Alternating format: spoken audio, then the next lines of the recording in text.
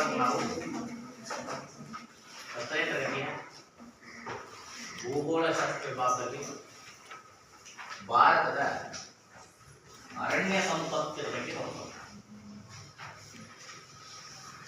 ಇಡೀ 10ನೇ ತರಗತಿ ಭೂಗೋಳ ಭಾರತದ ಬಗ್ಗೆನೇ ಅಧ್ಯಯನ ಮಾಡೋದ್ರಿಂದ ಇಲ್ಲಿವರೆಗೂ ನಾವು ಪ್ರಾಕೃತಿಕ ಲಕ್ಷಣ ನೋಡಿದ್ದೀವಿ, ವಾಯುಗುಣ ನೋಡಿದ್ದೀವಿ, ಮಣ್ಣುಗಳು ನೋಡಿದ್ದೀವಿ.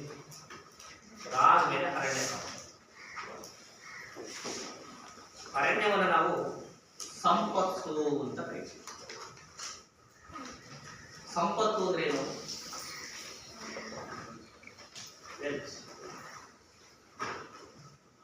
ಈಗ ಚಿನ್ನವನ್ನ ನಾವು ಸಂಪತ್ತು ಅಂತ ಕರೀತೀವಿ, ಭೂಮಿಯನ್ನ ನಾವು ಸಂಪತ್ತು ಅಂತ ಕರೀತೀವಿ, ಹಣವನ್ನ ಸಂಪತ್ತು ಅಂತ ಕರೀತೀವಿ. ಸಂಪತ್ತು ಅಂದ್ರೆ ಏನು? ಯಾವುದನ್ನ ನಾವು ಸಂಪತ್ತು ಅಂತ ಕರೀತೀವಿ? ಅಮೂಲ್ಯ ಅನ್ನೋದು ಎಲ್ಲ ವಸ್ತುಗಳು ಅಮೂಲ್ಯ. ನಮ್ಮ ಈಗ ಚಾಕ್ ಪೀಸ್ ನನಗೆ ಅಮೂಲ್ಯ. ಪಾಠ ಮಾಡಕ್ ಬರೋದೇ ಇಲ್ಲ ಚಾಕ್ ಪೀಸ್. ಬೆಲೆ ಬಾಳೋದೆಲ್ಲವೂ ಸಂಪತ್ತು. ಬೆಲೆ ಬಾಳೋದಿದ್ರೆ ಒಂದು ಸಂಪತ್ತು ಅಂದ್ರೆ ಬೆಲೆ ಬಾಳಬೇಕು, ಬೆಲೆ ಬಾಳದೇ ಇರಬೇಕು. ಈಗ ರೈತರಿಗೆ ಕಳೆ ಬೆಲೆ ಬಾಳಲ್ಲ, ಅದೇ ಪ್ರಾಣಿಗೆ ಅದೇ ಬೆಲೆ ಬಾಳೋದು. ಬಟ್ ತುಂಬಾ ತಗೊಂಡೇ ಹೌದು. ಈ ಚಾಕ್ ಪೀಸು ಮಕ್ಳಿಗೆ ಏನು ಬೇಕಲ್ಲ, ಅವ್ರಿಗೆ ಸಂಪತ್ತಲ್ಲ, ನನಗೆ ಸಂಪತ್ತು. ಸಂಪತ್ತು ಸಂಪತ್ತು ಅಂದ್ರೆ ಯಾವ ವಸ್ತು ನಮ್ಮ ಬಯಕೆಯನ್ನ, ನಮ್ಮ ಇಷ್ಟವನ್ನ, ನಮ್ಮ ಆಸೆಯನ್ನ ಈಡೇರಿಸುತ್ತೋ ಆ ವಸ್ತುವನ್ನ ನಾವೇನು ಕರಿತೀವಿ? ಸಂಪತ್ತು. ಅದಕ್ಕೆ ಭೂ ಸಂಪತ್ತು. ಭೂಮಿ ನಮ್ಮ ಆಸೆಯನ್ನ ಈಡೇರಿಸುತ್ತೆ. ಸಂಪತ್ತು ಅಂತ ಗೊತ್ತಾಗ್ಲಿ. ಯಾವ ವಸ್ತು ನಮ್ಮ ಬಯಕೆಯನ್ನ, ನಮ್ಮ ಇಷ್ಟವನ್ನ, ನಮ್ಮ ಆಸೆಯನ್ನ ಈಡೇರಿಸುತ್ತೆ ಆ ವಸ್ತುವನ್ನ ನಾವೇನು ಕರಿತೀವಿ? ಸಂಪತ್ತು. ಅದರಲ್ಲಿ ನಾವು ಇವತ್ತು ಕಾಣ ಸಂಪತ್ತು ಯಾವುದು ಅಂತಂದ್ರೆ ಅರಣ್ಯ. ಅರಣ್ಯ ಅಂದ್ರೆ ಸಮಾನಾರ್ಥಕ ಪದ ಕಾಡು, ಕಾನನ, ವನ, ಅಡವಿ. ಇದು ಸಮಾನಾರ್ಥಕ. ಈ ಕಾಡನ್ನ ಯಾಕೆ ನಾವು ಸಂಪತ್ತು ಅಂತ ಕರೀತೀವಿ? ಅದು ಯಾಕೆ ನಮ್ಮ ಆಸೆಯನ್ನ, ನಮ್ಮ ಬಯಕೆಯನ್ನ ಈಡೇರಿಸುತ್ತೆ? ಕಾಡನ್ನ ಯಾಕೆ ನಾವು ಸಂಪತ್ತು ಅಂತ ಕರಿಬೇಕು? ಗಾಳಿ ಕೊಡುತ್ತೆ, ಉಸಿರಾಟ ಆಡ್ಬೇಕು, ಸಸ್ಯ ಬೇಕು, ಆ ಸಸ್ಯ ಕಂಡು ಬರುತ್ತೆ ಕಾಡಿನಾಗ. ಕಾಡು ಒಂದು ಗಾಳಿ ಸಿಗುತ್ತೆ, ಗಾಳಿ ಒಂದಿನ ಕಾರಣದಿಂದ ಆಹಾರ ಸಿಗುತ್ತೆ, ಹಣ್ಣು ಹಂಪಲುಗಳು ಸಿಗ್ತವೆ, ಆಹಾರ ಸಿಗುತ್ತೆ. ಆಮೇಲೆ ಕಾಡಿನ ಬೆಳೆಯ ಗಿಡಮೂಲಿಕೆಗಳು ಸಿಗ್ತವೆ. ಆಯುರ್ವೇದಿಕ್ ಅಂತ ನೀವೇ ಕರಿತಾ ಇದ್ರವೆಲ್ಲ ಸಿಗ್ತದು ಕಾಡಿನಾಗೆ. ಹಣ್ಣು ಹಂಪಲುಗಳು ಸಿಗ್ತವೆ ಕಾಡಿನಲ್ಲಿ. ಕಾಡು ಸೇಬು, ಕಾಡು ಬಾದಾಮಿ, ಕಾಡು ಅಂತಲೇ ಅವು ಹೆಸರು ಬರ್ತಾ ಹೋಗ್ತಾವ. ಆಮೇಲೆ ಮಣ್ಣು ಫಲವತ್ತಾಗುತ್ತೆ. ಕಾಡಿದ್ರೆ ತನ್ನ ಎಲೆನೆಲ್ಲ ಉದುರಿಸ್ಬಿಟ್ಟು ಭೂಮಿಯನ್ನ ಮೆಕ್ಕಲು ಮಣ್ಣು ಮಾಡಿಬಿಡುತ್ತೆ. ಮಣ್ಣಿನಲ್ಲಿ ಇದ್ದ ನೋಡಿದೀವಿ, ಪರ್ವತ ಮಣ್ಣು. ಆಮೇಲೆ ನೀರು ಕೊಚ್ಚಿ ಹೋಗುವುದನ್ನು ತಡೆಗಟ್ಟುತ್ತದೆ. ಅರಣ್ಯಗಳು ತಡಿತವೆ. ಬೇರು ಜೀವಂತ ಇರೋದ್ರಿಂದ ಮಣ್ಣಿನ ಸವಕಳಿ ಆಗಲ್ಲ. ಅಂದ ಸಂಪತ್ತು. ಇನ್ನೂವರೆಗೆ ಬರುತ್ತೆ. ನಿಮ್ಮಿಗೆ ಬನ್ನಿ, ನಿಮಗೆ ಏನೇನು ಅನುಕೂಲ ಹೇಳಿ? ನಿಮಗೆ ನಮ್ಮಿಂದ ಎರಡು ಕೊಡುತ್ತೆ, ಗಾಳಿ ಕೊಡುತ್ತೆ. ಅಲ್ಲಿಂದ ಹೊರಗೆ ಬರಲಿ. ಇವತ್ತು ನಾವು ಮನೆ ಕಟ್ಟಬೇಕು, ಡೋರ್ ಕಿಟಕಿ ಬಾಗಿಲು ಮಾಡಬೇಕು, ಯಾರು ಬಾಗ್ಲೇಬೇಕು, ಮರ ಚಿಮ್ಮಿಗಳೇಬೇಕು. ಎಲ್ಲಿಂದ ಸಿಗುತ್ತೆ?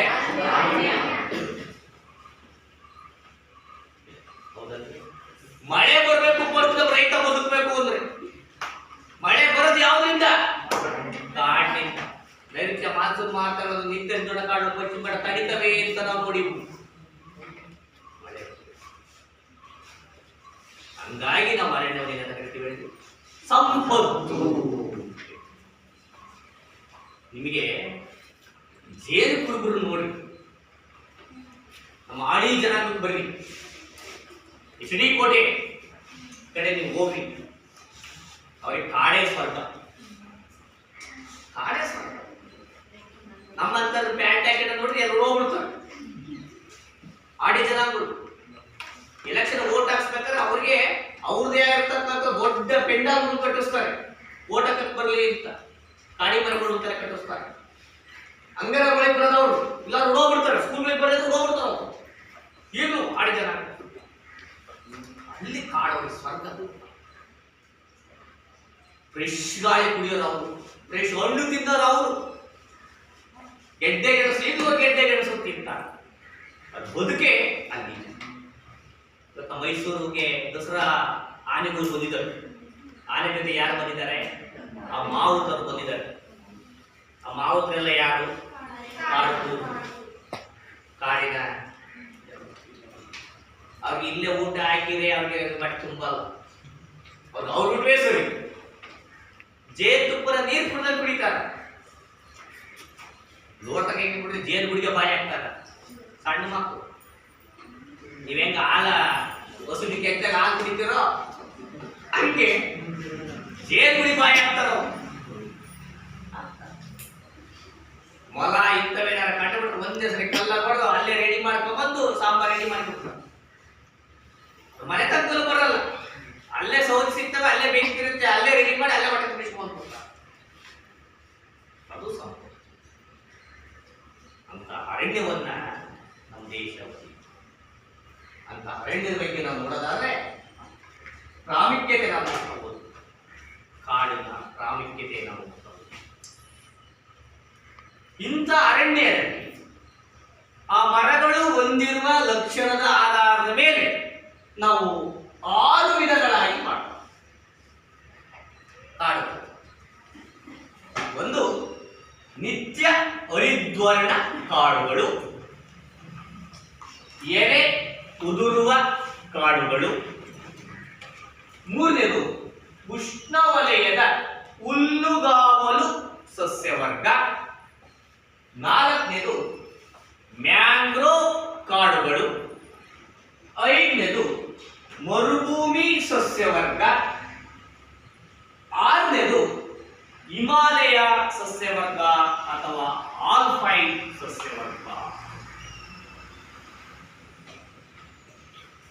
ಎಕ್ಸಾಂಪಲ್, ಭಾರತದಲ್ಲಿ ಕಂಡುಬರುವ ಪ್ರಮುಖ ಅರಣ್ಯದ ವಿಧಗಳನ್ನು ಪಟ್ಟಿ ಮಾಡಿ. ಒಂದನೇದು ನಿತ್ಯ ಹರಿದ್ವರ್ಣ ಕಾಡುಗಳು, ಎರಡನೇದು ಎಲೆ ಉದುರುವ ಕಾಡುಗಳು, ಮೂರನೇದು ಉಷ್ಣವಲಯದ ಹುಲ್ಲುಗಾವಲು ಸಸ್ಯವರ್ಗ, ನಾಲ್ಕನೇದು ಮ್ಯಾಂಗ್ರೋವ್ ಕಾಡುಗಳು, ಐದನೇದು ಮರುಭೂಮಿ ಸಸ್ಯವರ್ಗ, ಆರನೇದು ಹಿಮಾಲಯ ಅಥವಾ ಆಲ್ಪೈನ್ ಸಸ್ಯವರ್ಗ.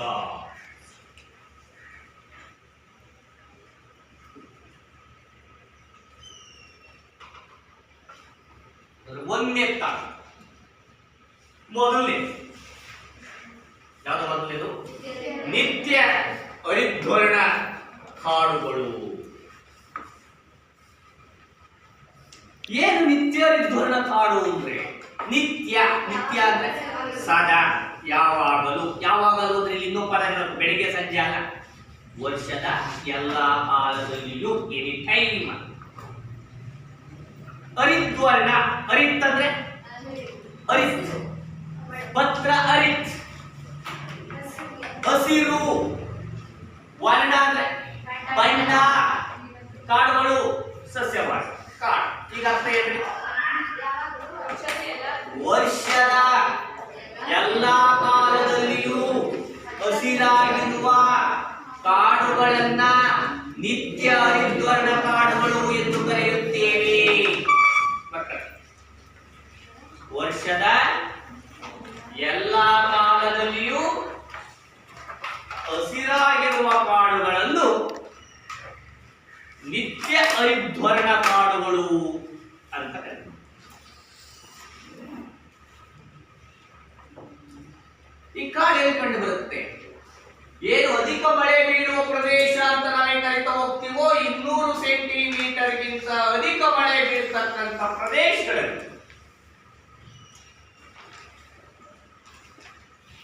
ಕಾಡುಗಳು ಕಂಡು.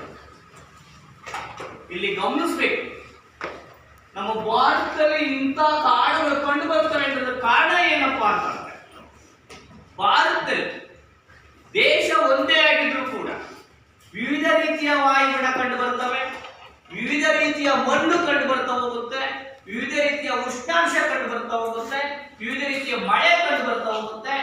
ಆಗ ಇವೆಲ್ಲವುಗಳ ವ್ಯತ್ಯಾಸದ ಆಧಾರದ ಮೇಲೆ ಭಾರತದಲ್ಲಿ ಅರಣ್ಯನೂ ಕೂಡ ಏನಾಗಿರುವಪ್ಪ ಅಂದ್ರೆ ಒಂದು ಪ್ರದೇಶದಿಂದ ಮತ್ತೊಂದು ಪ್ರದೇಶಕ್ಕೆ ವ್ಯತ್ಯಾಸ ಆಗ್ತದೆ. ಹಾಗಾದ್ರೆ ನಿತ್ಯ ಕಾಡುಗಳು ಎಲ್ಲಿ ಕಂಡು ಬರ್ತಾ ಹೋಗ್ತವೆ?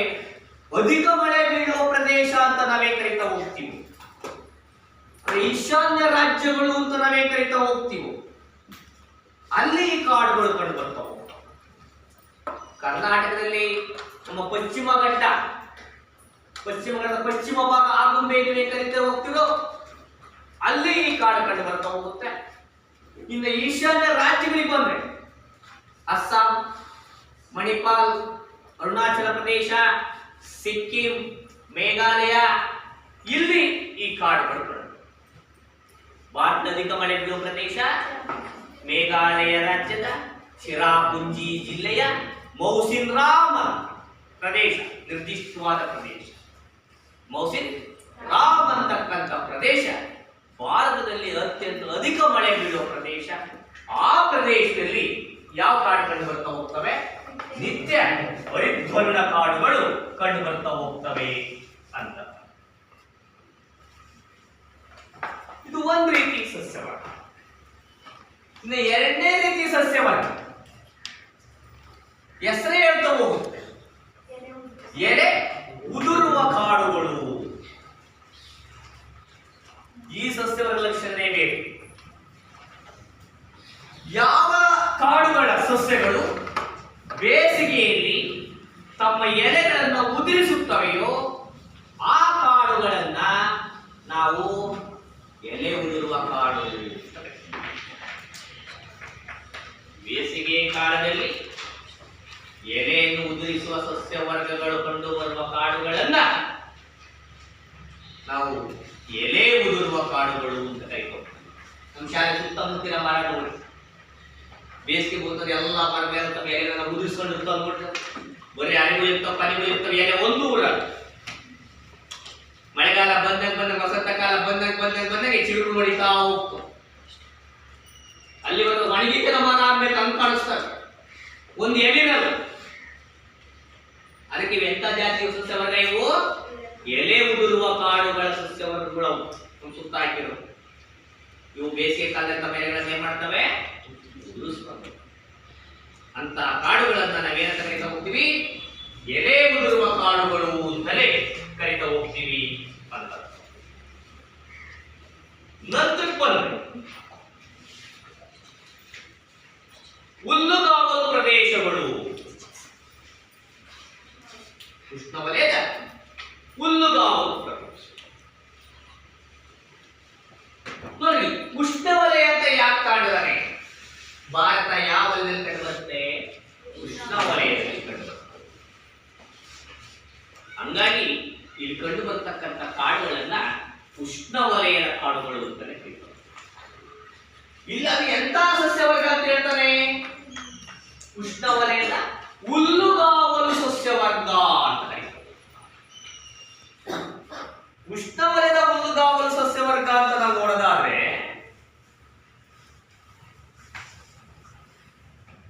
ಈ ಮರುಭೂಮಿ ಪ್ರದೇಶ ಇದೆಯಲ್ಲ, ಥಾರ್ ಮರುಭೂಮಿ ನಮ್ಮ ರಾಜಸ್ಥಾನ, ಅದರ ನೆರೆಹೊರೆ ಪ್ರದೇಶಗಳಲ್ಲಿ ಈ ಹುಲ್ಲುಗಾವಲು ಪ್ರದೇಶ ಕಂಡು. ಉದಾಹರಣೆಗೆ ಇವೆಲ್ಲ ಒರಟಾಗಿರ್ತಕ್ಕಂಥ ಹುಲ್ಲು, ಉದ್ದನೆಯ ಹುಲ್ಲಾಗಿರ್ತವೆ, ಮುಳ್ಳಿನಿಂದ ಕೂಡಿರ್ತವೆ. ಕುರುಚಲು ಗಿಡ ಅಂತ ನೀವು ಕರಿತೀವಿ. ನಮ್ಮ ಕಪ್ಪು ಭೂಮಿಲಿ, ಎರೆ ಭೂಮಿಲಿ ಸಣ್ಣ ಸಣ್ಣ ಗಿಡಗಳು ಮ್ಯಾಕೆ ಮೇಯಕ್ಕೆ ಹೋಗ್ತಾವಲ್ಲ, ಕುರುಚಲು ಗಿಡ, ಕರೆ ಗಿಡ ಅಂತ ಕರಿತೀರಿ. ಕಾರೆ ಹಣ್ಣು ತಿನ್ನಕ್ ಬರ್ತೀವಿ. ಆ ಕುರುಚಲು ಗಿಡ ಅದ್ರೊಳಗೆ ಹುಲ್ಲು ಬೆಳೆದಿರುತ್ತೆ ನೋಡಿ. ಒರಟಾಗಿರ್ತಕ್ಕಂಥ ಹುಲ್ಲು ಬೆಳೆಯುತ್ತೆ, ದರ್ಗು ಮೇಯಲ್ಲ. ಬರೇ ಹುಲ್ಲು ಬೇರೆ, ಒರಟು ಹುಲ್ಲು ಬೇರೆ. ಈ ದರ್ಬೆ ಅಂತೀರಿ, ಬಿದಿರು ಅಂತೀರಿ ಅಲ್ವೇ? ಬಿದಿರು ಜಾತಿ ದರ್ಬೆ ಹುಲ್ಲು ನೋಡಿದೀರ? ಹಂಚಿನಲ್ಲೂ ನೀವು ಕಡ್ಡಿ ಪರಿಕೆ ಮಾಡಕ್ ಬರ್ತೀರಿ, ಹುಲ್ಲಿಂದಲೇ ಇರ್ತಾವ, ದನ್ ತಿಂತವ? ತಿನ್ನಲ್ಲ. ಯಾಕೆ ತಿನ್ನಲ್ಲ? ಅದು ಒರಟಾಗಿರುತ್ತೆ. ಅಂತ ಒರಟಾಗಿರುವ ಹುಲ್ಲಿನಿಂದ ಕುಡಿರ್ತಕ್ಕಂಥ ಸಸ್ಯವರ್ಗ ಈ ಮರುಭೂಮಿಯ ಆಸುಪಾಸುಗಳಲ್ಲಿ ಕಂಡು. ಹಂಗಾಗಿ ಇದನ್ನ ಉಷ್ಣವಲಯದ ಹುಲ್ಲುಗಾವಲು ಸಸ್ಯವರ್ಗ ಅಂತ ಕರಿತೀವಿ. ಇದರಲ್ಲಿ ಪ್ರಮುಖವಾಗಿ ಬಬುಲ್ ಅನ್ನೋದು, ಸಬಾಯ್ ಅನ್ನೋದು ಬಹಳ ಪ್ರಮುಖ ಆಕಾರ. ಶಿಶಮ್ಮು, ಬಬುಲ್ಲು ಜಾತಿ ಸಸ್ಯಗಳು, ಹುಲ್ಲುಗಳು ಇಲ್ಲಿ ಹೆಚ್ಚಾಗಿ ಕಂಡು ಬರ್ತಾ ಹೋಗ್ತವೆ. ಇನ್ನ ಮತ್ತೊಂದು ಕಾಡು ಅಂತಂದ್ರೆ ಮ್ಯಾಂಗ್ರೋವ್ ಕಾಡುಗಳು. ಮ್ಯಾಂಗ್ರೋವ್ ಕಾಡು, ಇವಾಗ ಇನ್ನೊಂದು ಹೆಸರು ಸುಂದರ್ ಬನ್ಸ್ ಅಂತ ಕರೀತಾರೆ.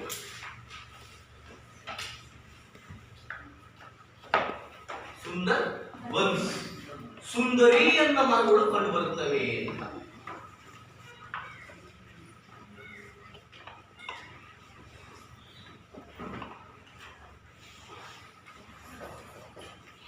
ಮ್ಯಾಂಗ್ರೋವ್ ಇವು ಎಲ್ಲಿ ಕಂಡು ಬರುತ್ತವೆ? ಮ್ಯಾಂಗ್ರೋವ್ ಕಾಡುಗಳು ನದಿ ಮುಖಜ ಭೂಮಿಗಳಲ್ಲಿ ಕಂಡು ಬರುತ್ತವೆ. ನದಿ ಮುಖಜ ಭೂಮಿ, ನದಿ ಈಗ ಹರಿತಾ ಇರುತ್ತೆ ಅಥವಾ ಸಮುದ್ರ ಇರುತ್ತೆ, ಈ ನದಿ ಹರಿತಾ ಇರುತ್ತೆ. ಈ ದಂಡೆಲಿ ಮರಗಳು ಕಂಡು ಬರ್ತವೆ. ನದಿ ಮುಖಜ. ಇನ್ನೊಂದು ಗಮನಿಸ್ರಿ, ಈ ಮರಗಳನ್ನು ಯಾಕೆ ಸುಂದರ್ ಬನ್ಸ್ ಅಂತೀವಿ ಅಂದ್ರೆ, ನದಿಗಳ ದಂಡೆ ಹುಟ್ಟಿರೋವೆಲ್ಲ ಯಾವ ಕಡೆ ಬಾಗಿರ್ತವಪ್ಪ ಅಂದ್ರೆ ನದಿ ಒಳಗೆ ಬಾಗಿರ್ತವೆ. ನೋಡಕ್ ಬಹಳ ಚೆನ್ನಾಗಿ ಕಾಣಿಸ್ತವೆ. ನದಿ ದಂಡೆಗೆ ಹುಟ್ಟಿರ್ತಾವ, ಮರ ಆಗಿರ್ತಾವ. ಅದು ಯಾವ ಕಡೆ ಬಾಗಿರ್ತವೆಲ್ಲ? ನದಿ ಒಳಗೆ ಬಾಗಿರ್ತವೆ, ನೀರ್ ಒಳಗೆ ಬಾಗಿರ್ತವೆ. ಇದು ಯಾವ ಲಕ್ಷಣ? ಈ ಮ್ಯಾಂಗ್ರೋವ್ ಕಾಡುಗಳ ಲಕ್ಷಣ. ಅದರಲ್ಲಿ ಪ್ರಮುಖವಾಗಿ ಕಂಡು ಬರ್ತಕ್ಕಂಥ ಮರ ಯಾವ್ದಪ್ಪ ಅಂದ್ರೆ ಸುಂದರಿ ಮರ. ಮರದ ಹೆಸರೇ ಸುಂದರಿ ಮರ. ಆ ಮರ ಇರ್ತಕ್ಕಂಥ ಕಾಡನ್ನ ನಾವೇನಂತ ಕರಿತಾ ಹೋಗ್ತೀವಿ? ಸುಂದರ್ ಬನ್ಸ್ ಅಂತ ಕರಿತಾ ಹೋಗ್ತೀವಿ. ಎಕ್ಸಾಮ್ ಜಾಸ್ತಿ ಕೇಳ್ತಿರ್ತಾರೆ, ಸುಂದರ್ ಬನ್ಸ್ ಎಂದರೇನು ಅಂತ ಕೇಳ್ತಾರೆ. ಸುಂದರಿ ಮರಗಳು, ಸುಂದರ್ ಬನ್ಸ್ ಎಂದರೇನು ಅಂತ ಅಷ್ಟೇ ಕೇಳ್ತಾರೆ. ಉತ್ತರ ನೀವೇನಂತ ಬರೀಬೇಕಾಗಿರುತ್ತೆ? ಮ್ಯಾಂಗ್ರೋವ್ ಕಾಡುಗಳಲ್ಲಿ ನದಿ ಮುಖಜ ಭೂಮಿಗಳಲ್ಲಿ ಕಂಡುಬರುವ ಉಬ್ಬರವಿಳಿತಗಳಿಂದ ಉಂಟಾದ ಸಸ್ಯವರ್ಗದಿಂದ ಕೂಡಿರ್ತಕ್ಕಂಥ ಸಸ್ಯವರ್ಗಗಳನ್ನ ನಾವು ಮ್ಯಾಂಗ್ರೋವ್ ಕಾಡು ಅಂತ ಕರಿತೀವಿ. ಆ ಮ್ಯಾಂಗ್ರೋವ್ ಕಾಡುಗಳಲ್ಲಿ ಅತ್ಯಂತ ಹೆಚ್ಚಾಗಿ ಕಂಡು ಬರ್ತಕ್ಕಂಥ ಮರ ಯಾವ್ದಪ್ಪ ಅಂದ್ರೆ ಸುಂದರಿ ಮರ. ಆ ಸುಂದರಿ ಮರ ಇರ್ತಕ್ಕಂಥ ಕಾಡನ್ನು ನಾವೇನಂತ ಕರಿತಾ ಹೋಗ್ತೀವಿ? ಸುಂದರ್ ಬನ್ಸ್ ಅಂತ ಕರಿತೀವಿ. ಇದು ಮ್ಯಾಂಗ್ರೋವ್ ಕಾಡಿನ ಮತ್ತೊಂದು ಲಕ್ಷಣ ಆಗಿದೆ. ಇನ್ನು ಐದನೇದಕ್ಕೆ ಬಂದ್ರೆ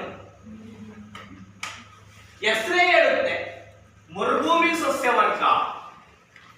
ಮರುಭೂಮಿ ಅಂದ್ರೆ ಏನು? ಬರೇ ಮರಳಿದ್ರೆ ಮರುಭೂಮಿನ? ಮರುಭೂಮಿ ಮಣ್ಣಿನ ಬೆಳೆದಿದ್ದವು. ಮರುಭೂಮಿ ಎಂದರೇನು?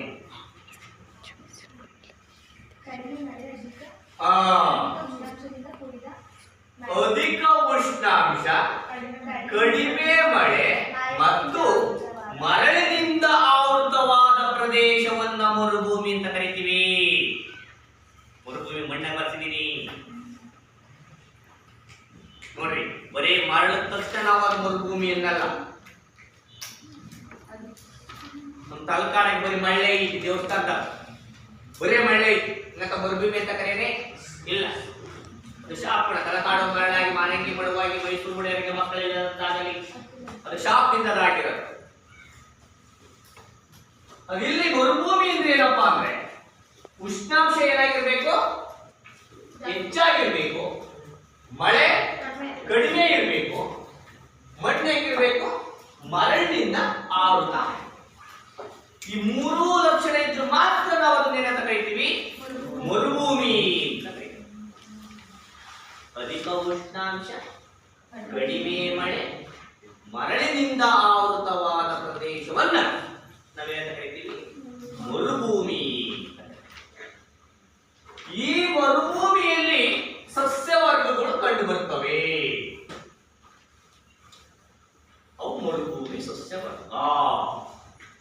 ಉದಾಹರಣೆ ಖರ್ಜೂರ, ಈಚಲು, ಕತ್ತಾಳೆ, ಜಾಲಿ. ಹೌದಲ್ಲ, ಇವು ಮರುಭೂಮಿ ಸಸ್ಯಗಳು. ಖರ್ಜೂರ ತಿಂದಿದ್ದೀರಾ? ಬಹಳ ಟೇಸ್ಟ್ ಖರ್ಜೂರ. ಡ್ರೈ ಖರ್ಜೂರ, ಬಡವರ ಬಾದಾಮಿ ಯಾವ್ದು ಹೇಳಿ? ಬಡವರ ಖರ್ಜೂರ. ದುಡ್ಡು ಕೊಟ್ಟು ಖರ್ಜೂರ ತಿನ್ನಕ್ಕಾಗಲ್ಲಪ್ಪ. ಈಚಲು ನೋಡಿದ್ದೀರಾ? ನಮ್ಮ ಈಚಲು ಗಿಡ, ಈಚಲು ಗಿಡದಾಗೆ ಒಳ್ಳೆ ಬನೆ ಬಿಟ್ಟಿರ್ತಾವ, ಅಡಿಕೆ ಬಂದು ಬಿಟ್ಟೆ ಬಿಟ್ಟಿರ್ತಾವ. ನೋಡಿದ್ದೀರಾ? ಒಣ್ಣಾಗಿ ಮಣಿಗೆ ಹೆಂಗಿರ್ತಾವ ಹೇಳ್ರಿ? ಬಾದಾಮಿ ಹಣ್ಣು ನಾವು ಖರ್ಜೂರ ಹಣ್ಣು ತಿಂದಿದ್ದೀರಾ? ದುಡ್ಡು ಕೇಳೋದು ನಾವು ಬಡವರ ಬಾದಾಮಿ ನಮ್ಮ ಕಡ್ಲೆಕಾಯಿ ಕಟ್ಟಿ ಹೊಲಕ್ಕೆ ಅಲ್ವೇನಾ? ಬಡವರ ಖರ್ಜೂರ ಯಾವುದು? ಮ್ಯಾಗೆಕಾಯಿ ಯಾವುದು? ಈ ಬರ್ದು ಮಾಡಕ್ಕೆ ಉಪಯೋಗ ಹೋಗ್ತಾರೆ ನೋಡಿ, ಗರಿ ರೊಟ್ಟಿ ಕಾಡು ಅವಾಗ ಬನೆ ಬೇಕಿ ಮತ್ತೆ ನೋಡಿ ಕೆಂಪಲೆ ಒಳ್ಳೆ ಅಡಿಕೆ ಬಂದು ಬಂದಂತ ನೋಡಬೇಕು. ಮರ್ದ ನೋಡಿದ್ರೆ ನೋಡಿ ಮರ್ದ ಬಿಟ್ಟಿರ್ತಾರೆ ನೋಡಿ, ಒಳ್ಳೆ ಅಡಿಕೆ ಬಂದು ಬಿಟ್ಟಿರ್ತಾರೆ. ಚೆನ್ನಾಗಿ ಹಣ್ಣಾಗಿರುತ್ತ ತಂದು ಇಟ್ಬಿಟ್ರೆ ನಿಮ್ಮ ಖರ್ಜೂರ ಹಣ್ಣಾಗಿ ಸುಕ್ಕಾಗಿರುತ್ತ ತಿಂತಿರೋ ಏ ಟೇಸ್ಟ್ ಸೇಮ್, ಬೀಜನೂ ಸೇಮ್. ಬಡವರ ಖರ್ಜೂರ. ಈ ಸಸ್ಯದ ಲಕ್ಷಣ ಏನೇನ್ರಿ? ಈ ಮರುಭೂಮಿ ಸಸ್ಯ ವರ್ಗದ ಲಕ್ಷಣ ಏನಪ್ಪಾ ಅಂದ್ರೆ ಎಲೆಗಳು ದಪ್ಪನಾಗಿರ್ತವೆ. ಕತ್ತಾಳೆ ನೋಡ್ರಿ, ಈಗ ರಸಮಟ್ಟೆ ಅಂತ ಕರಿತಾರೆ, ಬುತಾಳೆ, ಬುತಾಳೆ ಮರ ಅಂತಾನೆ ಕರಿತೀವಿ. ಎಲೆ ನೋಡ್ರಿ ಹೆಂಗಿರುತ್ತೆ, ದಪ್ಪನಾಗಿರುತ್ತೆ. ಆ ಗಾಳಿ ಸುದ್ದ ನೋಡಿ ಸುತ್ತುವ ಬರೀ ಮುಳ್ಳು ನೋಡ್ರಿ ಬೇಕಂದ್ರೆ ಬುತಾಳೆ ಎಲೆ ಸೈಡ್ ಆಗಿ. ಅದೇ ಈಚಲು ಗಿಡದ ಮುಳ್ಳು ನೋಡ್ರಿ, ಮುಳ್ಳು ಇರುತ್ತೆ ತುದಿಯಾಗಿ, ಗರಿ ತುದಿಯ ನೋಡ್ರಿ ಏನಿರುತ್ತೆ, ಮುಳ್ಳು ಇರುತ್ತೆ. ಆಮೇಲೆ ಪಾಪಸ್ ಕಳ್ಳಿ, ಕಳ್ಳೆಲ್ಲ ಕಳ್ಳಿ ಜಾತಿ, ಕಳ್ಳಿ ನಾನಾ ಜಾತಿಗಳಿದಾವ. ಇವು ನಮ್ಮ ನಾಡು ಕಳ್ಳಿಗಳು, ಇದು ನಾವೆಲ್ಲ ಬೇಗ ಹಾಕಿವು. ಇನ್ನೊಂದು ಪಾಪಸ್ ಕಳ್ಳಿ, ಕಡ್ಡಿ ತರ ಕಡ್ಡಿ ಕಳ್ಳಿ ಬರುತ್ತೆ ನೋಡಿ, ಕಡ್ಡಿ ಶೋಲ್ ಬೆಳೆಸ್ತಾರೆ ನೋಡಿ. ಮಕ್ಕಳಿಗೆ ಕಾಯಿಲೆ ಕಟ್ ಮಾಡಿ ಬೆಳ್ಳುಳ್ಳಿ ಹಾಕ್ತಾರೆ ನೋಡಿ. ಇನ್ನೊಂದು ಮುಳ್ಳು, ಹಣ್ಣು ಕಂಪಲೆ ಇರ್ತಾರೆ, ಮ್ಯಾಲ ಮುಳ್ಳು ಇರುತ್ತೆ ನೋಡಿ, ವಾಪಸ್ ಕಳ್ಳಿ. ಹಣ್ಣು ಬಾಚನೆ ಅಂತ ಚಿನ್ನಕ್ಕೆ ಸ್ವಲ್ಪ ಬಡ್ದು ಮುಳ್ಳು ತೆಗೆದು ಆಮೇಲೆ ಹಣ್ಣು ತಿಂತೀನಿ ಅಂತ. ಮರುಭೂಮಿ ಸಸ್ಯವರ್ಗ ಆದ್ಮೇಲೆ ಹಿಮಾಲಯದ ಸಸ್ಯವರ್ಗ ಅಥವಾ ಆಲ್ಪೈನ್ ಸಸ್ಯವರ್ಗ. ಇಲ್ಲಿ ಆಲ್ಪೈನ್ ಅಂತಕ್ಕಂಥದ್ದು ಒಂದು ಸಸ್ಯದ ಹೆಸರು. ನಮ್ಮ ವಿಶ್ವಸಂಸ್ಥೆಯ ಚಿಹ್ನೆಯಲ್ಲಿ ಕಂಡು ಬರತಕ್ಕಂಥ ಎಲೆ ಆಲ್ಪೈನ್ ಎಲೆ. ಇದು ಶಾಂತಿಯ ಸಂಕೇತ. ಹಾಗಾಗಿ ಆಲ್ಪೈನ್ ಅಂತ ಇರುವಂತಹ ಸಸ್ಯ. ಹಿಮಾಲಯದ ಸಸ್ಯವರ್ಗ ನಾವು ನೋಡೋದಾದ್ರೆ ಹಿಮಾಲಯದಲ್ಲಿ ಎತ್ತರಕ್ಕನುಗುಣವಾಗಿ ಹಲವಾರು ರೀತಿಯ ಸಸ್ಯವರ್ಗಗಳು ಇಲ್ಲಿ ಕಂಡುಬರ್ತಾ ಹೋಗ್ತವೆ. ಅಂದ್ರೆ ಹಿಮಾದ್ರಿ ಪಾಚಿ ಸಸ್ಯವರ್ಗ ಕಂಡುಬರ್ತಾ ಹೋಗುತ್ತೆ. ಮಧ್ಯ ಹಿಮಾಲಯದಲ್ಲಿ ಹೆಚ್ಚು ಮಳೆ ಬರೋದ್ರಿಂದ ನಿತ್ಯರ್ಜೋಳ ಕಾಡುಗಳು ಕಂಡುಬರುತ್ತವೆ. ಅದೇ ಪಾದ ಬೆಟ್ಟಗಳಲ್ಲಿ ಕಡಿಮೆ ಮಳೆ ಬೀಳ್ತಕ್ಕಂಥ ಪ್ರದೇಶಗಳಲ್ಲಿ ಕುರ್ಚಲ್ ಗಿಡಗಳು ಕಂಡುಬರ್ತಾ ಹೋಗ್ತವೆ. ಹೀಗೆ ಹಿಮಾಲಯದಲ್ಲಿ ನಾವು ನೋಡೋದಾದ್ರೆ ಒಂದೇ ರೀತಿಯ ಸಸ್ಯವರ್ಗಗಳು ಕಂಡುಬರ್ತವೆ. ಹಾಗಾಗಿ ಅಲ್ಲಿ ಪ್ರಮುಖವಾಗಿ ನಾವು ಕಂಡುಬರೋದಾದ್ರೆ ಸಾಲ್ ಮರ ಕಂಡುಬರ್ತಾ ಹೋಗುತ್ತೆ, ಬರಾಡ್ ಸರ ಕಂಡುಬರ್ತಾ ಹೋಗುತ್ತೆ, ಲಾರೆನ್ಸ್ ಕಂಡುಬರ್ತಾ ಹೋಗುತ್ತೆ, ನಿತ್ಯರ್ಜೋಳ ಕಾಡುಗಳು ಕಂಡುಬರ್ತಾ ಹೋಗ್ತವೆ. ಇಲ್ಲಿ ನಾವು ನೋಡೋದಾದ್ರೆ ನಮ್ಮ ಅರಣ್ಯದ ಮಹತ್ವವನ್ನು ನಾವು ನೋಡೋದಾದ್ರೆ ಅರಣ್ಯಗಳಿಂದ ಏನೇನು ಉಪಯೋಗ ಆಗ್ತದೋ ಅದೇ ಅರಣ್ಯದ ಮಹತ್ವ ಆಗಿರುತ್ತೆ. ಅದರಲ್ಲಿ ಮೊದಲನೇದಾಗಿ ಶುದ್ಧ ವಾಯು ಸಿಗುತ್ತೆ. ಅರಣ್ಯ ನಾವು ಹೆಚ್ಚು ಬೆಳೆಸ್ತಿರ್ತೀವಲ್ಲ, ನಮಗೆ ಒಳ್ಳೆ ಗಾಳಿ ಸಿಗುತ್ತೆ. ಈಗ ನಗರ ಪ್ರದೇಶದಲ್ಲಿ ಶುದ್ಧ ಗಾಳಿ ಹುಡುಕಿಕೊಂಡು ಹೋಗ್ತಾರೆ, ಟೌನಿಂದ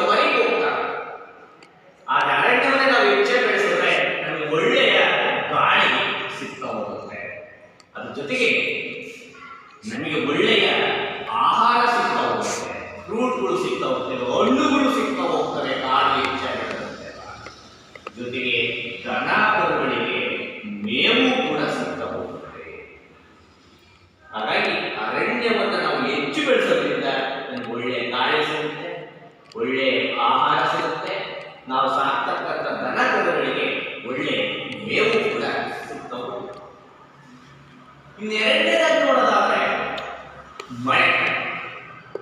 ನಮ್ಮ ಭಾರತಕ್ಕೆ ಹೆಚ್ಚು ಮಳೆಯಿಂದ ತರ್ತಕ್ಕಂಥ ಮಾರುತಗಳು ನೈಋತ್ಯ ಮಾನ್ಸೂನ್ ಮಾರುತಗಳಾಗಿರ್ತವೆ. ಆ ನೈಋತ್ಯ ಮಾನ್ಸೂನ್ ಮಾರುತಗಳು ಪಶ್ಚಿಮ ಘಟ್ಟವನ್ನು ಈ ಪಶ್ಚಿಮ ಘಟ್ಟವನ್ನ ದಾಟಬೇಕಾದ್ರೆ ಎತ್ತರವಾಗಿರ್ತಕ್ಕಂಥ ಬೆಟ್ಟ ಇದೆ, ಇಲ್ಲಿ ದಿದ್ದರಿ ದೊಡ್ಡ ಕಾಡುಗಳು. ಇಲ್ಲಿ ಮಾರುತಗಳನ್ನು ತಡೆದು ಇಲ್ಲಿ ಮಳೆಯನ್ನು ಸುರಿಸ್ತಾ ಹೋಗುತ್ತೆ. ಆಗುಂಬೆ ಕರ್ನಾಟಕದಲ್ಲಿ ಹೆಚ್ಚು ಮಳೆ ಬೀಳುವ ಪ್ರದೇಶ. ಅದೇ ಮಾರ್ಗ ಮುಂದೆ ಕಂಟಿನ್ಯೂ ಆದರೆ ನಮ್ಮ ಹಿಮಾಲಯ ಪರ್ವತ ಶ್ರೇಣಿಯನ್ನು ತಡೆಗಟ್ತಾ ಹೋಗುತ್ತೆ. ಅಲ್ಲಿ ಕಾಡುಗಳು ಹೆಚ್ಚಾಗಿ ಬರ್ತಾ ಹೋಗ್ತವೆ. ಹಾಗೆ ಕಾಡುಗಳು ಹೆಚ್ಚಾಗಿ ಬರೋದ್ರಿಂದ ನಮ್ಮ ನೈಋತ್ಯ ಮಾನ್ಸೂನ್ ಮಾರುತಗಳನ್ನ ಅವು ತಡೆಯೋದ್ರಿಂದ ನಮಗೆ ಅಪಾರ ಪ್ರಮಾಣದ ಮಳೆ ಬರ್ತಾ ಹೋಗುತ್ತೆ. ಹಾಗಾಗಿ ನಮ್ಮ ವ್ಯವಸಾಯ ಅಭಿವೃದ್ಧಿ ಆಗಬೇಕು ಅಂದ್ರೆ ಕಾಡು ಬೇಕಾಗಿರುತ್ತೆ. ಕಾಡಿನಿಂದ ನಮಗೆ ಮಳೆ ಸಿಗ್ತಾ ಹೋಗುತ್ತೆ, ಬರ್ತಾ ಹೋಗುತ್ತೆ. ಇನ್ನು ಮೂರನೇ ಮಹತ್ವ ನಾವು ನೋಡೋದು ಮಣ್ಣಿನ ಸವೆತವನ್ನು ನಿಯಂತ್ರಣ ಮಾಡುತ್ತೆ. ಅಂದ್ರೆ ಕಾಡನ್ನು ಹೆಚ್ಚು ಬೆಳೆಸ್ತಾ ಹೋದಂತೆ ಆ ಮರದ ಬೇರುಗಳು ಭೂಮಿಯ ಮೇಲ್ಭಾಗವನ್ನ ಹಿಡಿದಿಟ್ಕೊಳ್ತಾ ಹೋಗ್ತವೆ. ಅದು ಎಷ್ಟೇ ಮಳೆ ಬಂದರೂ ಕೂಡ ಮಣ್ಣಿನ ಸವೆತ ಆಗಲ್ಲ. ಹಾಗಾಗಿ ನಾವು ಹೆಚ್ಚು ಹೆಚ್ಚು ಮರಗಳನ್ನ ಅಥವಾ ಕಾಡುಗಳನ್ನ ಬೆಳೆಸಿದ್ದೇ ಆದರೆ ಆಗ ಮಣ್ಣಿನ ಸವೆತನೂ ಕೂಡ ಏನಾಗ್ತಾ ಹೋಗುತ್ತೆ, ಕಡಿಮೆ ಆಗ್ತಾ ಹೋಗುತ್ತೆ. ಇನ್ನು ನಾಲ್ಕನೇದ ನಾವು ಪ್ರಾಣಿ ಮತ್ತು ಪಕ್ಷಿಗಳಿಗೆ ಆಶ್ರಯ ತಾಣ. ಇವತ್ತು ನಾವೇನು ಕಾಡು ಪ್ರಾಣಿಗಳು ಅಂತ ನಾವು ಹೋಗ್ತೀವೋ ಆ ಕಾಡು ಪ್ರಾಣಿಗಳಿಗೆ ಆಶ್ರಯ ಕೊಡದೆ ನಮ್ಮ ಅರಣ್ಯ ಆಗಿದೆ. ಹಾಗಾಗಿ ಇತ್ತೀಚೆಗೆ ಅರಣ್ಯ ಪ್ರಮಾಣ ಕಡಿಮೆ ಆಗ್ತಾ ಇರೋದ್ರಿಂದ ಕಾಡು ಪ್ರಾಣಿಗಳು ಇವತ್ತೆಲ್ಲ ನಾಡು ಸೇರ್ತಕ್ಕಂಥ ಸನ್ನಿವೇಶ ಬಂದಿದೆ. ಹಂಗಾಗಿ ಕಾಡು ಪ್ರಾಣಿಗಳನ್ನು ರಕ್ಷಣೆ ಮಾಡಬೇಕಂದ್ರೆ ನಾವು ಹೆಚ್ಚು ಹೆಚ್ಚಾಗಿ ಕಾಡುಗಳನ್ನ ಇವತ್ತು ಬೆಳೆಸಬೇಕಾಗಿದೆ. ಜೊತೆಗೆ ಪಕ್ಷಿಗಳು, ಯಾವುದೇ ಪಕ್ಷಿ ತನ್ನ ಆಶ್ರಯವನ್ನು ಪಡ್ಕೋಬೇಕು ಅಂದ್ರೆ ಅದಕ್ಕೊಂದು ಮರ ಬೇಕೇ ಬೇಕು. ಹಾಗಾಗಿ ಕಾಡು ಎಷ್ಟು ಜಾಸ್ತಿ ಇರ್ತವೋ ಅಷ್ಟು ಪ್ರಾಣಿ ಪಕ್ಷಿಗಳು ಕೂಡ ಹೆಚ್ಚಾಗ್ತಾ ಹೋಗ್ತವೆ. ಅದನ್ನ ನಾವು ಕಾಡನ್ನ ಹೆಚ್ಚು ಹೆಚ್ಚು ಬೆಳೆಸಬೇಕು. ಮತ್ತೊಂದು ಪ್ರಾಮುಖ್ಯತೆ ನಾವು ನೋಡೋಣ, ಕಾಡುಗಳಲ್ಲಿ ಔಷಧಿ ಸಸ್ಯಗಳು ಕಂಡು ನಮ್ಮ ಆಯುರ್ವೇದಿಕ್ ಅಂತ ನಾವೇನು ಕರೀತಾ ಹೋಗ್ತೀವೋ ಈ ಕಾಡುಗಳಲ್ಲಿ ನಮಗೆ ಔಷಧಿ ಸಸ್ಯಗಳು ಹೆಚ್ಚಾಗಿ ಸಿಗ್ತಾ ಹೋಗ್ತವೆ. ಆದ್ರಿಂದ ಕಾಡುಗಳನ್ನ ಒಂದು ಕಡೆ ಬೆಳೆಸ್ತಾ ಹೋದ್ರೆ ಇನ್ನೊಂದು ಕಡೆ ನಾವು ಈ ಔಷಧಿ ಸಸ್ಯಗಳು ಅವಾಗೆ ಬೆಳೀತಾ ಹೋಗ್ತವೆ. ಅದರಿಂದ ಅಭಿವೃದ್ಧಿ ಆಗ್ತಾ ಹೋಗುತ್ತೆ. ಮತ್ತೊಂದು ಅಂಶ, ಪ್ರವಾಸಿಗರನ್ನ ಕಾಡುಗಳು ಆಕರ್ಷಣೆ ಮಾಡ್ತವೆ. ಯಾಕೆಂದ್ರೆ ಒಳ್ಳೆ ಸೌಂದರ್ಯವಾದ ತಾಣ ಆಗಿರುತ್ತೆ, ಬೆಟ್ಟ ಗುಡ್ಡಗಳಾಗಿರ್ತವೆ. ಉದಾಹರಣೆ ನಾವು ಕರ್ನಾಟಕದ ಆಗುಂಬೆ ಸೈಡ್, ನಮ್ಮ ಮಡಿಕೇರಿ ಸೈಡ್, ಅಲ್ಲಿ ಕಾಫಿ ಮತ್ತು ಟೀ ತೋಟಗಳನ್ನು ನೋಡಿಕೊಂಡು ಸೌಂದರ್ಯ ಬಹಳ ಚೆನ್ನಾಗಿರುತ್ತೆ. ಹಾಗಾಗಿ ಪ್ರವಾಸಿಗರು ಆ ಕಾಡುಗಳನ್ನು ನೋಡಕ್ಕೆ ಹೋಗ್ತಾ ಹೋಗ್ತಾರೆ. ನಮ್ಮ ಘಾಟ್, ಚಾರ್ಮುಡಿ ಘಾಟ್, ಧರ್ಮಸ್ಥಳ, ಆಗುಂಬೆ ಕಡೆ ಹೋದ್ರೆ ಅಲ್ಲಿ ಒಳ್ಳೆ ಸೌಂದರ್ಯ, ಪ್ರಕೃತಿ ಸೌಂದರ್ಯ, ನಿರ್ಜನ ಕಾಡಿನ ಸೌಂದರ್ಯ ಜಾಸ್ತಿ ಇರೋದ್ರಿಂದ ಪ್ರವಾಸಿಗರನ್ನ ಈ ನಮ್ಮ ಕಾಡುಗಳು ಇವತ್ತು ಆಕರ್ಷಣೆ ಮಾಡ್ತಾ ಇವೆ. ಅದರ ಜೊತೆಗೆ ಇಲ್ಲಿ ಅರಣ್ಯಗಳು ಇವತ್ತು ಉದ್ಯೋಗಕ್ಕೆ ಹೆಚ್ಚು ಅವಕಾಶವನ್ನು ಕಲ್ಪಿಸಿಕೊಡ್ತಾ ಇವೆ. ಅರಣ್ಯ ಹೆಚ್ಚಾಗಿ ಬೆಳೆದಂತೆ ಅಲ್ಲಿ ಆ ಅರಣ್ಯವನ್ನು ಅವಲಂಬಿಸಿರ್ತಕ್ಕಂಥ ಹಲವಾರು ಉದ್ಯೋಗಗಳು ಬರ್ತಾವೆ. ಉದಾಹರಣೆಗೆ ನಮ್ಮ ಬಿದಿರನ್ನ ಹೆಚ್ಚಾಗಿ ಬೆಳೆಯೋದ್ರಿಂದ ಬಿದಿರಿನ ಬುಟ್ಟಿಗಳಿರ್ತಕ್ಕಂಥ ಕೈಗಾರಿಕೆ ಹೆಚ್ಚಾಗಿ ಅವಕಾಶ ಆಗ್ತಾ ಹೋಗುತ್ತೆ. ಕಾಡುಗಳಲ್ಲಿ ಹೆಚ್ಚಾಗಿ ಕಾಡು ಪ್ರಾಣಿಗಳ ಸಾಕಾಣಿಕೆ ಅಂದ್ರೆ ಹಸಿರು ಹುಲ್ಲಲ್ಲಿ ಹೆಚ್ಚಾಗಿ ಕುರಿ ಸಾಕಾಣಿಕೆ, ಮೇಕೆ ಸಾಕಾಣಿಕೆ ಬರ್ತಾ ಹೋಗುತ್ತೆ. ಬೇಟೆಗಾರಿಕೆ ಹೆಚ್ಚಾಗಿ ಬರ್ತಾ ಹೋಗುತ್ತೆ. ಜೊತೆಗೆ ಹೈನುಗಾರಿಕೆ, ಜೇನುಗಾರಿಕೆ, ಇಂಥ ಕೃಷಿಗೆ ಉಪಯೋಗ ಆಗ್ತಕ್ಕಂಥ ಉಪಕಸಬುಗಳು ಹೆಚ್ಚಾಗಿ ಸಿಗ್ತಾ ಇರೋದ್ರಿಂದ ಕಾಡು ಎಲ್ಲಿರುತ್ತೋ ಅಲ್ಲಿ ಉದ್ಯೋಗ ಅವಕಾಶಗಳು ಕೂಡ ಹೆಚ್ಚಾಗ್ತಾ ಹೋಗ್ತವೆ. ಹೀಗೆ ನಾವು ಒಂದು ಕಾಡು ಬೆಳೆಸೋದ್ರಿಂದ ಇಷ್ಟೆಲ್ಲ ಅನುಕೂಲಗಳು ಆಗ್ತಾ ಹೋಗ್ತವೆ. ಕಾಡಿನ ಅನುಕೂಲಗಳನ್ನು ತಿಳಿಸಿರುವುದೇ ಭಾರತದಲ್ಲಿ ಅರಣ್ಯದ ಮಹತ್ವವನ್ನು ತಿಳಿಸಿ ಕೂಡ ಅದೇ ಉತ್ತರ ಆಗಿರುತ್ತೆ. ಅದು ಒಂದೊಂದಾಗಿ ನಾವು ಶುದ್ಧವಾಯು, ಆಹಾರ ಮತ್ತು ಮೇವನ್ನು ಒದಗಿಸ್ತಕ್ಕಂಥದ್ದು. ಎರಡನೇದಾಗಿ ಭಾರತಕ್ಕೆ ಹೆಚ್ಚು ಮಳೆಯ ತರಕ್ಕೆ ಕಾಡುಗಳು ಒಂದು ಬೇಕು. ಮೂರನೇದಾಗಿ ಮಣ್ಣಿನ ಸವೆತವನ್ನು ಕಾಡುಗಳಿಂದ ನಿಯಂತ್ರಣ ಮಾಡ್ತಾ ಹೋಗ್ತೀವಿ. ಪ್ರಾಣಿ ಮತ್ತು ಪಕ್ಷಿಗಳಿಗೆ ಆಶ್ರಯ ಕೊಡ್ತಾ ಹೋಗುತ್ತೆ. ಕಾಡುಗಳಿಂದ ನಮಗೆ ಔಷಧಿ ಸಸ್ಯಗಳು ದೊರೀತಾ ಹೋಗ್ತವೆ. ಪ್ರವಾಸಿಗಳನ್ನ ಆಕರ್ಷಣೆ ಮಾಡ್ತಾ ಹೋಗುತ್ತೆ. ಕಾಡುಗಳಿಂದ ಉದ್ಯೋಗಾವಕಾಶಗಳು ಕೂಡ ಇವತ್ತು ಹೆಚ್ಚಾಗ್ತಾ ಹೋಗ್ತವೆ. ಹೀಗೆ ಕಾಡುಗಳಿಂದ ಹಲವಾರು ಉದ್ಯೋಗಗಳನ್ನು ನಾವು ಪಡ್ಕೋಬಹುದು. ಇಂಥ ಕಾಡುಗಳು ಇವತ್ತು ಏನಾಗ್ತಾ ಇರುವಪ್ಪ ಅಂತಂದ್ರೆ ಕ್ಷೀಣಿಸ್ತಾ ಇದ್ದಾವೆ, ಕಡಿಮೆ ಆಗ್ತವೆ. ಯಾಕೆ ಕಡಿಮೆ ಆಗ್ತಿದ್ದಾವೆ ಅಂತಂದ್ರೆ ಇವತ್ತು ವ್ಯವಸಾಯದ ಆಸೆಗಾಗಿ ಅರಣ್ಯ ಪ್ರದೇಶವನ್ನ ಒತ್ತುವರಿ ಮಾಡಿಕೊಂಡು ಇವತ್ತು ಮರಗಳನ್ನ ಕಟಾವು ಮಾಡ್ತಾ ಇದ್ದೀವಿ. ಜೊತೆಗೆ ಈ ರೆಸಾರ್ಟ್ಗಳ ನಮ್ಮ ಕಾಡು ಪ್ರದೇಶಗಳಲ್ಲಿ ಹೈವೇ ಪಕ್ಕಗಳಲ್ಲಿರ್ತಕ್ಕಂಥ ನಮ್ಮ ಮಡಿಕೇರಿ, ಕೊಡಗು ಜಿಲ್ಲೆ ಕಡೆ ಎಲ್ಲ ರೆಸಾರ್ಟ್ಗಳು ಜಾಸ್ತಿ ಆಗಿರೋದ್ರಿಂದ ಅಲ್ಲಿ ಇವತ್ತು ಏನ್ ಮಾಡ್ತಾ ಇದ್ದಾರೆ, ರೆಸಾರ್ಟ್ ನಿರ್ಮಾಣ ಮಾಡಕ್ಕೆ ಇರ್ತಕ್ಕಂಥ ಕಾಡುಗಳನ್ನು ಕಡಿದು ಅಲ್ಲಿ ರೆಸಾರ್ಟ್ಗಳನ್ನು ಇವತ್ತು ನಿರ್ಮಾಣ ಮಾಡ್ತಾ ಇದ್ದಾರೆ. ಇದರಿಂದ ಇವತ್ತು ಕಾಡುಗಳು ನಾಶ ಆಗ್ತಾ ಇದ್ದಾವೆ. ಇಂಥ ಕಾಡುಗಳನ್ನ ರಕ್ಷಣೆ ಮಾಡ್ತಕ್ಕಂಥದ್ದು ನಮ್ಮ ನಿಮ್ಮೆಲ್ಲರ ಕರ್ತವ್ಯ. ಹಾಗಾಗಿ ಕಾಡುಗಳನ್ನ ಬೇರೆ ಯಾರು ರಕ್ಷಣೆ ಮಾಡಕ್ ಬೇಡ, ಸಂರಕ್ಷಣೆ. ನಾವೇ ನಮ್ಮ ಕಾಡನ್ನ ರಕ್ಷಣೆ ಮಾಡ್ತಕ್ಕಂಥ ವಿಧಾನವನ್ನೇ ನಾವೇನು ಕಲಿಸಬೇಕಪ್ಪ ಅಂದ್ರೆ ಸಂರಕ್ಷಣೆ ಅಂತ ಕರೀತಾರೆ. ಅದನ್ನೇ ನಮಗೆ ಅರಣ್ಯದ ಸಂರಕ್ಷಣಾ ಕ್ರಮಗಳನ್ನು ತಿಳಿಸಿ. ಇವತ್ತು ಅರಣ್ಯ ಸಂರಕ್ಷಣೆ ಅತ್ಯಗತ್ಯವಾಗಿದೆ, ಹೇಗೆ ಚರ್ಚಿಸಿ ಅಂತ ಕೇಳ್ತಾರೆ. ಅದಕ್ಕೂ ಹಲವಾರು ಅಂಶಗಳನ್ನು ನಾವು ನೋಡ್ಕೋಬಹುದು. ಉದಾಹರಣೆಗೆ ಕಾಡುಗಳನ್ನು ಸಂರಕ್ಷಣೆ ಮಾಡೋದಾದ್ರೆ ಕಾಡ್ಗಿಚ್ಚನ್ನ ನಿಯಂತ್ರಣ. ಕಾಡ್ಗಿಚ್ಚು